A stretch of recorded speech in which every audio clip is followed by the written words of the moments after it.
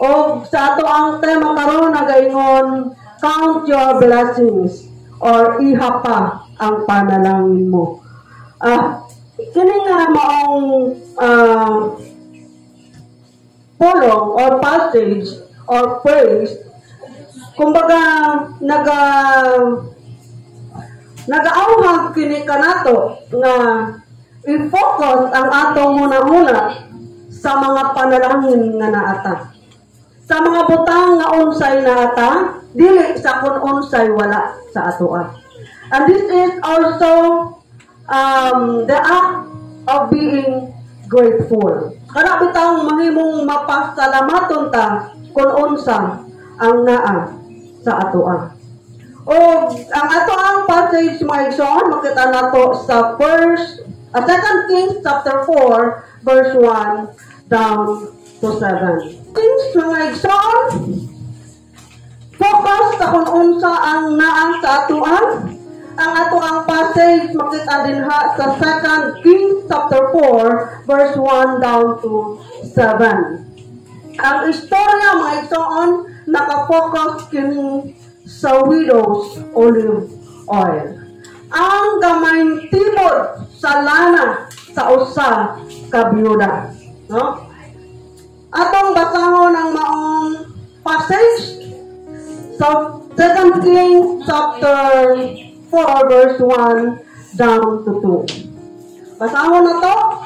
The wife of a man from the company of prophets cried out to Elisha, "Your servant, my husband, is dead, and you know that he revered the Lord, but now his creditor is coming to take my 2 boys as his slaves."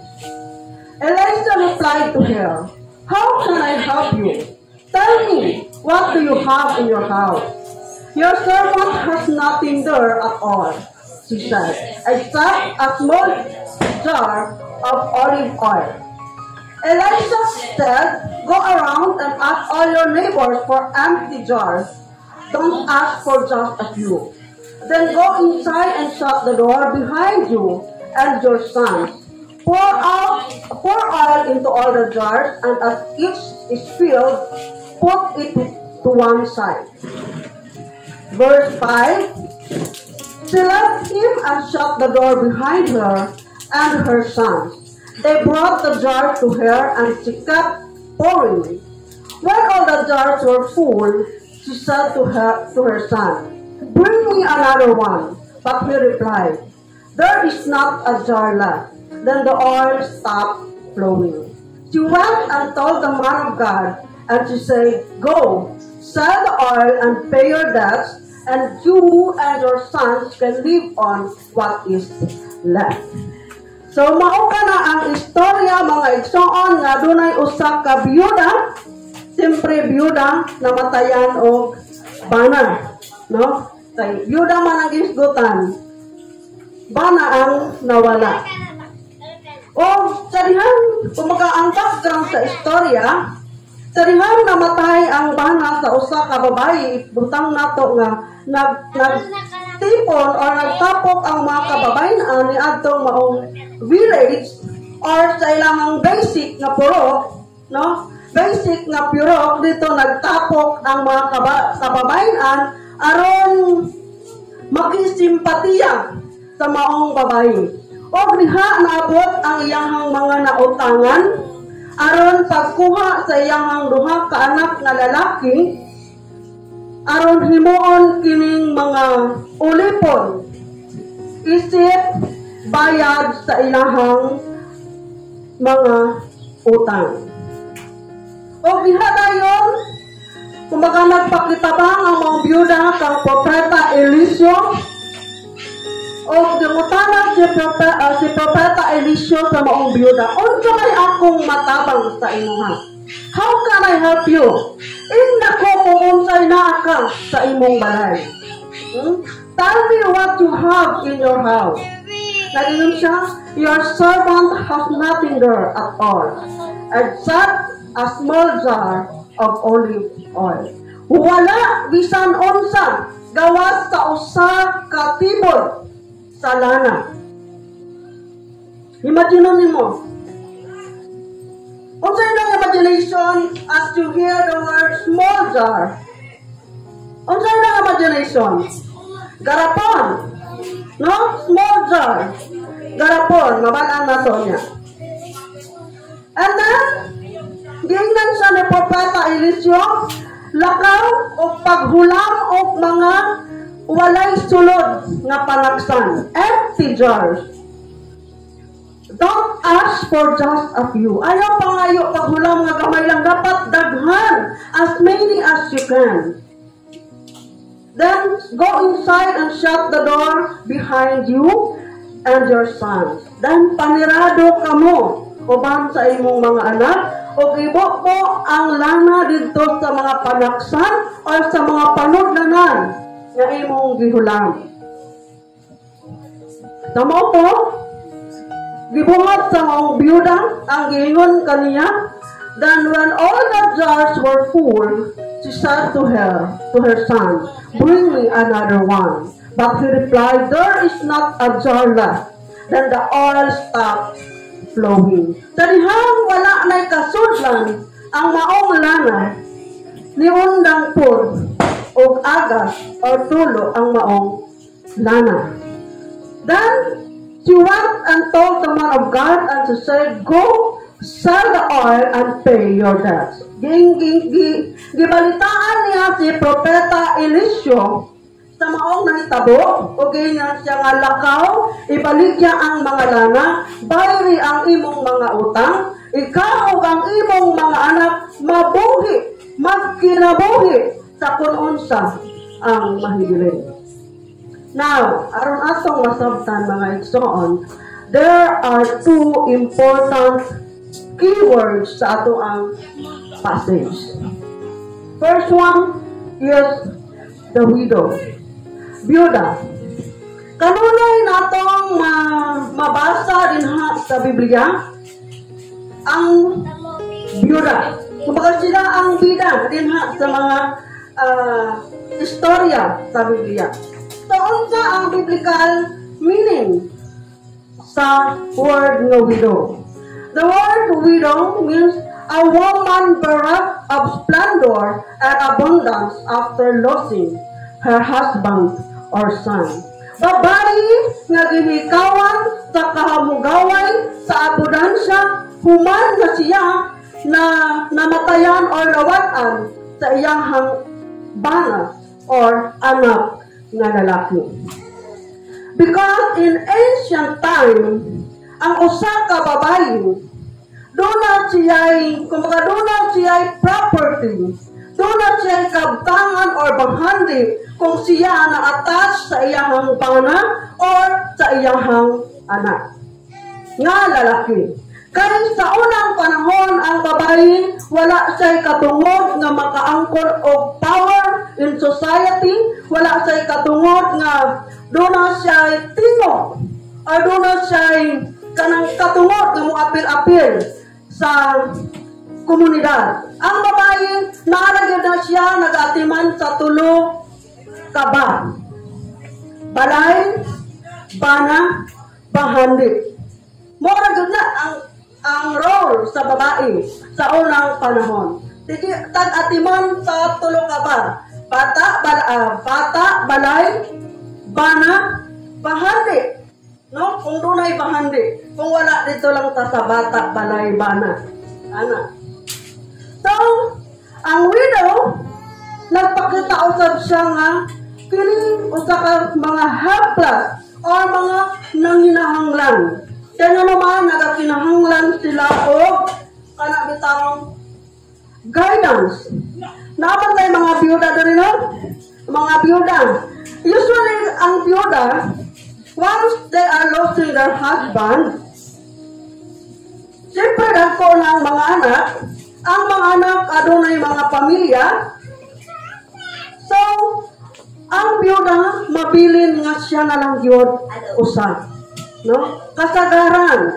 Kaya naman ay mga biyuda, parehas sa akong lola, daghan man ang tasyag anak, pero mas gusto niya magpuyo nga siya ra. Anak, kaya gusto niya kalinaw siguro. Anak. So, they are the ones who need care. Nagkinahanglan sila o pag-amuma. Then, another one is the oil or ang lana. Ang lana nagasimbolo sa divine provision, God's ability to do miracle, and in the story, it is the only thing the woman has. Dito sa ato ang istorya, lana lamang ang gikuptan sa usa ka byuda. Molang to ang iyang gikount as her blessing. No? Imagine that, na tungod sa kadako sa iyang utang, di na gyud kabayaran, wala sa'y paglaom, kay namatayan naman sa ubanan, o ang iyang mga anak gagmay pa, moto kuhaon unta sa iyang nautangan. At sa dihang gipangutahanan sa unsay na sa unsay gingon usa ka gamayng tibod sa lana. Wa ka nagyud usa ka dakong tibod sa lana, usa ka gamayng tibod sa lana. So sa atong imagination, usas na kagarapon sama sa ato ang ginagamit sa pagluto, abilinas, no? Sa term sa garapon or basinay litrohan, mo na atong imagination. Pero mabad-an na to niya. Okay. Atong isa-isahon ang maong mga verse. No? The creditor is coming to take my 2 sons to be his slave. Kay mao kana siya ang kinaiya, balaod sa mga Israelita. The legal system in Israel would not allow her to declare bankruptcy. She had to give her sons as indentured servants to her creditor as payment for the debt. So mao kana ang balaod sa mga Israelita. Nga dili sa allowed nga mo-declare na bankrupt tingali doon ay business, then she had to give her son as indentured servants to her creditor as payment for the debt. Mao na siya at balaod kani adto labi na sa mga Romanhon nga kung dili ta kabayad sa utang ang atong mga anak lalaki man o babae kuhaon himuong tulugoon isip bayad sa mga utang. So, yun. So, para sa byuda, murag wala na siya'y paglaom. Murag ginadagom ang iyang kinabuhi. No? Kay, nawatan na kagbana, wa na kay bahandi, kuhaon pa yun ang imong anak. No? Imagine ninyo ang sitwasyon. No? Kumaga, unaan siya sa end, sa iyang kung wagana na siya sa katapusan sa pisit nga iyang gikuptan. Then, another one,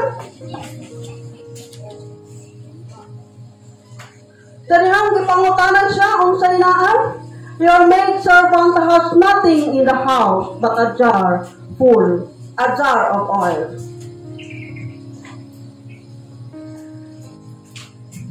Wala laing na kaniya gawas sa usa ka gamayng tibod sa lana. So there is some evidence that this jar of oil was not a larger supply held for cooking, but a smaller vessel that held only oil for anointing. Nasabta na to? Doon ay mga ebidensya nga nagpakita nga iyahang tibod sa lana was not a larger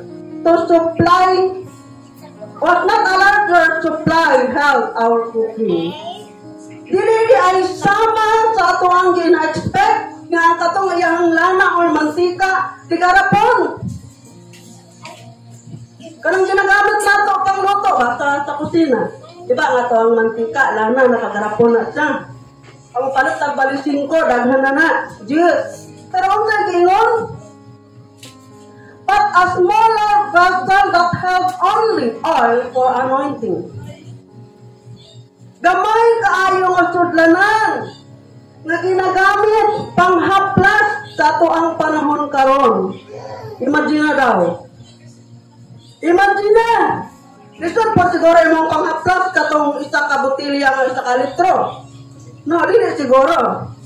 Pero dito mga igsoon, smaller vessel that held only for anointing. Tingali natay mga lanang, ang mga herbal, gibutangan nato ang mga gamot-gamot, yung kanang ginahaplas nato sa tamad, akong manghilot. Imagine na ang sa kadako. Ingon ana ni sa kadako, ang iyang ipanghampog sa morning na ako, Propeta Eliseo. Huna igsoon. Ingon siya, nothing but a jar of oil. Abi ko ba, bigarapon nga pwedeng prito o isda. Pero ang say na rin, bisan siguro itlog. Duha-duhag maluto. Kaya huna-huna agad na. Pangbihog lang. Panghaplas, panghilot ang gidakon sa iyahang sudlangan. Pero proud kayo siya. No? Ingon sa morning na ako. Gamang tibod sa lana. Ay, di ba, kuyaw? No? I-count niya ang iyang blessing. Nga maotoy na siya. It was all that she had. Maura to'y na siya. Maura to'y ang gitanaw nga naa siya, nakafocus sa dito. No? And she is grateful nga naapas siya lana nga nahibilin. Marayon ta mga igsoon. Gingnan siya, go borrow empty vessels from everywhere, from all your neighbors. Kung ikaw kaingnan, lakaw paghulang dito og mga panaksan, ayaw paghulang nga pipila lang, as many as you can. Kung pwede drum, makahulam ka, hulaman. Dili ka makapangutana. Unsaon man ako na proprietary? Di ba makaanak man ta? Unsaon man ako ng mga panaksan, mga sudlanan? Hago-hago ora man sa ako Di ba? Ingon na man ta usahay. Kami na kanang burido na kahit mga hunang-hunay. Mo reklamo ba yung tang? Kapoy na, nag-uong, nalisang. Kung ano takabalo, unsay tamang buhaton. Pero ang biyuda mga igsoon, nituman siya. Nituman siya sa sugo kaniya.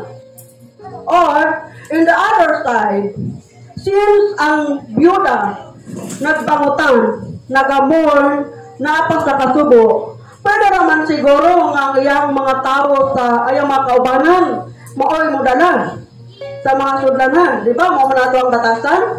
Kumaga kung asa itong natay simpatiya ba? Nakatong nang nahulan, ay nakoy, takagalong dito. Dalaon ako diri. Diba? Nakoy, barang dito. Pahulang na ko sa imo. Pwede man, di ba? Pero gayunan siya nga, go. Borrow empty vessels from everywhere, from your neighbor. Gisugo siya ni Propeta Eliseo. Ngano ka ha? It is the act of making the woman commit herself in faith to God's provision. Maukinin aron ang maong babaeng biyuda, siya mismo involved, siya mismo mubaton o pagtuo nga ang Diyos mo provide. No? Na siya pagtuo nga muhulang langgod siya o sudlanan bisang wa sa kabaloon saon. Musalig siya sa gingon sa propeta kaniya. So na dito nakita nato ang obedience. Faith and obedience. Okay? Next. Gingon siya, pour into all those empty vessels and set aside the full ones. Kumbaga, ang katong iyang gigunitan, ibutang nato botelya sa baby oil nga sa mga Johnson, Pretty Me. Diba naman naman mga anak? Pretty Me nga baby oil, atong blue ang taklo. Pasilingon nato ra kadako. Tapos, nasa drum, iyahang bubuan to niya. Mga nang gisoko, no?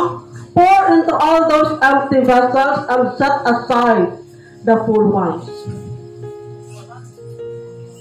As she did this, the oil miraculously kept pouring from the original vessel until all the borrowed vessels are filled.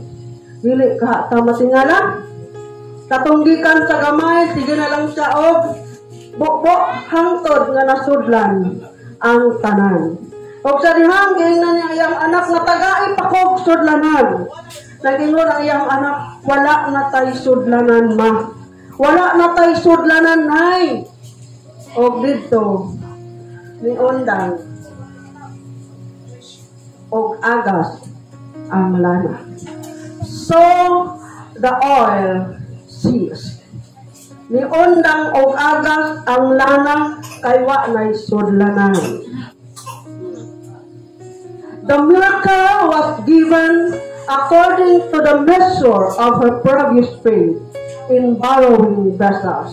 She borrowed enough so the exact oil was sold and provided money to pay the debt to the creditor and to provide for her future.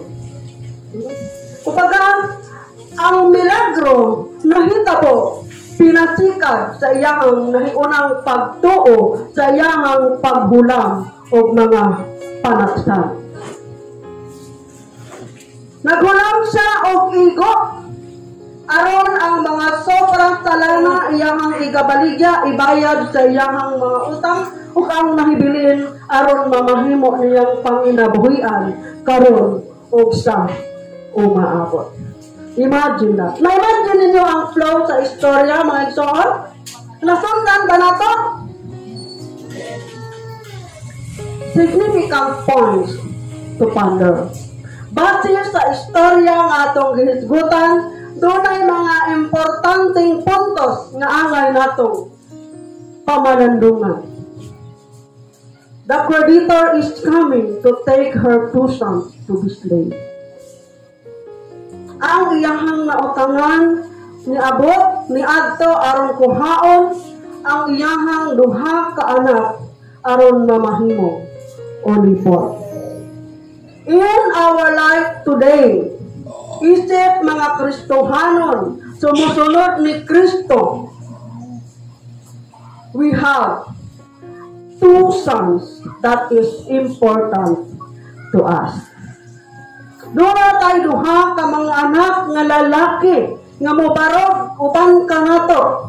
Nga maoy nagagiya ka nato sama sa usa ka byuda. Nga maoy atong paglaom sama sa usa ka byuda. But it's not literal nga duha ka anak nga lalaki.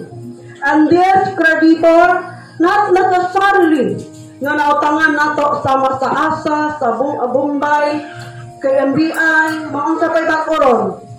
No? Our two sons is our heart and our mind. Ang atong duha ka anak nga ulipunon sa atong nga utangan, dili duha ka anak nga literal, kundili ang atong mga kasing-kasing, ingon man ang atong mga huna-huna. Sa dihang natas sa kasamo, matod pa sa usa sa gingon sa kanta kaganina, when you are discouraged thinking all is lost. Sa dihang nata panahon sa na-discourage ta, naluyang, nga na tayo paglangaw, na tayo kampi, na tayo kauman, ang unang tiyahon sa ato ang kaaway. Mao, ang atong kasing-kasing o huna-huna. O ginanang oral sa mga itsoon, waksay kalinaw. Dili na ta makapokus kung unsa ang naa sa atoa. Kung unsay maayo. Kung dili nakapokus ta sa atoang mga kabalaka, ingon man mga problema. Number 2. Borrow empty vessels from everywhere.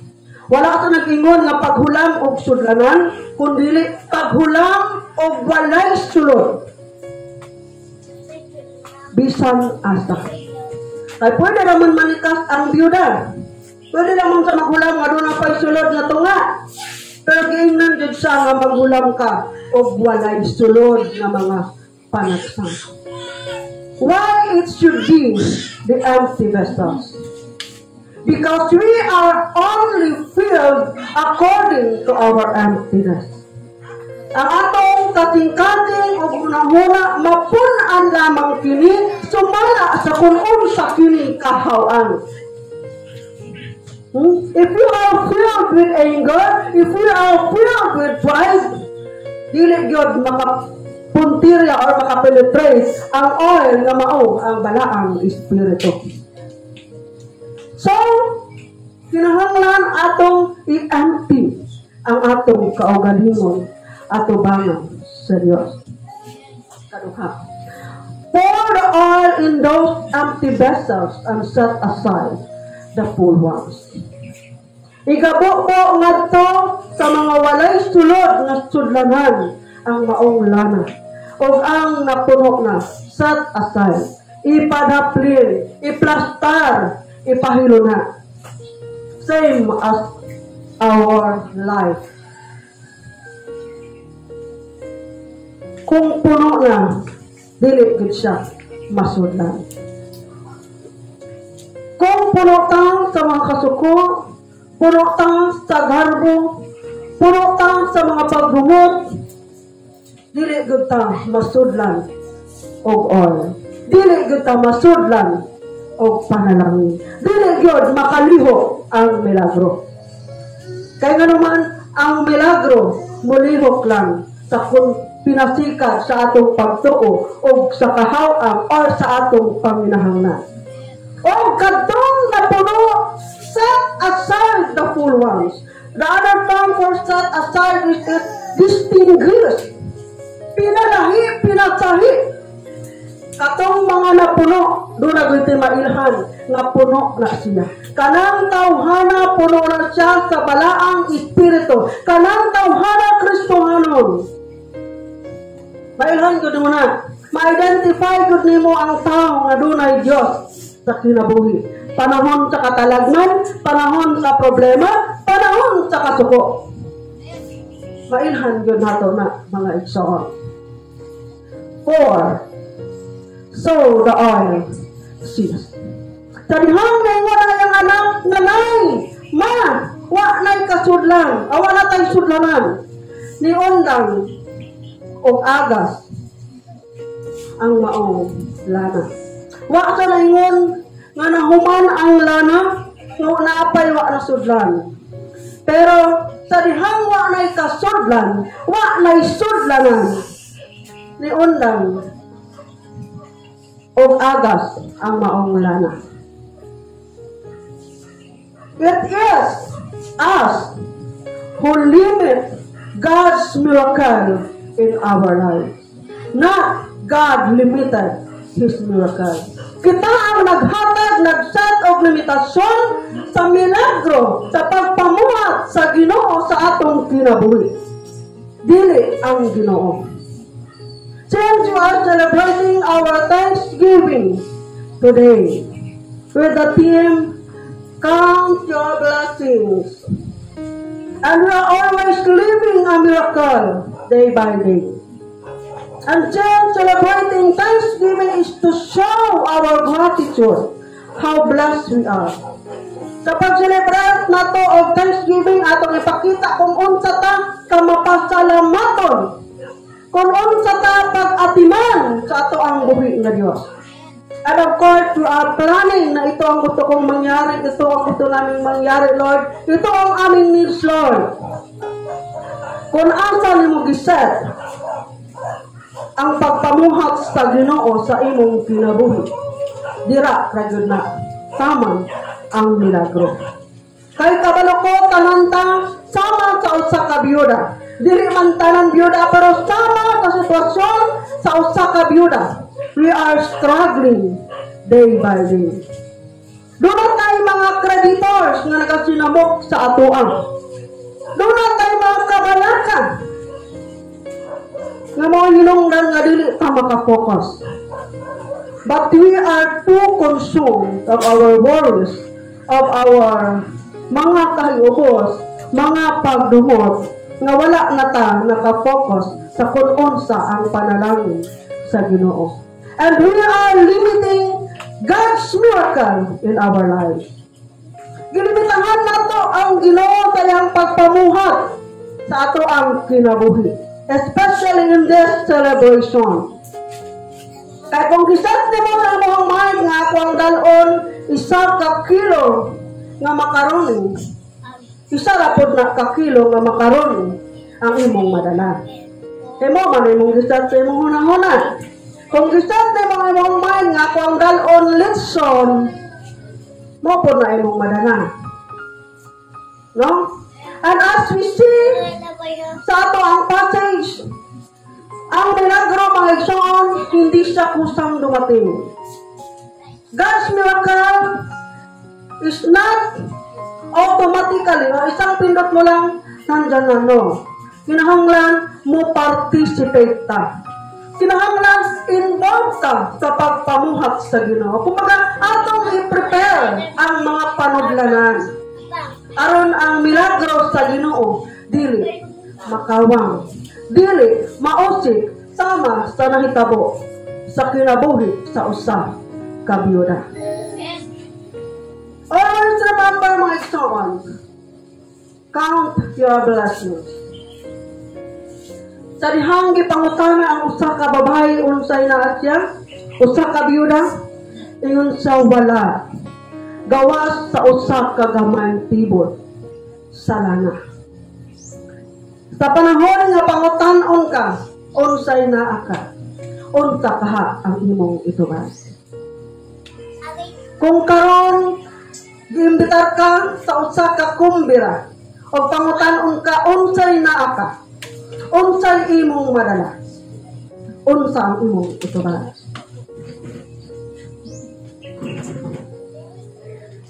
Pwede raman po ka mo ingon nga wa jud ko'y madala ang akong kagwapa ra gyud. Mao na ka. Before naghihimo ka sa Ginoo nga maayo. Kung mangutanon ka unsay imong madala, unsay naa ka, pwede ka mo ingon nga na ako'y ginamos. Kaya nakay kauban nga motubat na ako'y saging. Diba? Lingaw. No? Mga napagkat na ako'y kape pero wala sukar. Na ako'y asukar. Tingnan anak, mga igsoon. Kung unsay naa ka, dala atubangan sa Dios. Kung unsay naa ka, ihalas ngadto sa Ginoo. Kay andam siya nga mag-multiply ni anak sama sa iyang gibuhat sa usa ka gamayng tibot sa lana sa usa ka byuda. So ang ato ang theme, count your blessings and name them one by one. Sa usa ka tuig, una-una ang mga panalangin nga imong naangkon. Unang kada buntag nakamatapatan. Nga bisan matulog ka nga wala tay paglaom kung matapakata pagkabuntag. Sa iyang naabot ang lino, na mga after siya nga manahadlok na mato. Pero kaghapon still nata ni Barog nagpadayon nakasimba. Count your blessing. Ihapa ang panalangin mo sa tinag sa pag-isipon mo ang kaibulong ang buhat ni Jesus. Dili ba ta mo amaze? Masa matag karon og unya? Nagapadayon tag ginhawa, libre ang hangin, oxygen, pero kung ma-hospital ka, ang isa ka tank sa oxygen, di na mabot og 2,000. Remember that. Unsa ka maayo ang Ginoo. Walay rason mga igsoon nga mayon ta og walay na ata. Kay naa jud ta. Paminaw ra nato wala. Pero naa. The faith we have. Muna sa mga igsoon. Unang-una ang atong pagtuo. Kaya nga nung nisimba man ta. Kaya dito ang tanga doon ay Ginoo. Yun. So maybe this message is an opening, of eye-opener for us. Nga mo-focus ta sa kung unsay na ata, mo-focus ta sa mga panalangin. Mo-focus ta sa unsay ihatag sa Ginoo sa atoa. And with faith and obedience, God is willing to do miracles and multiply the only thing that we have.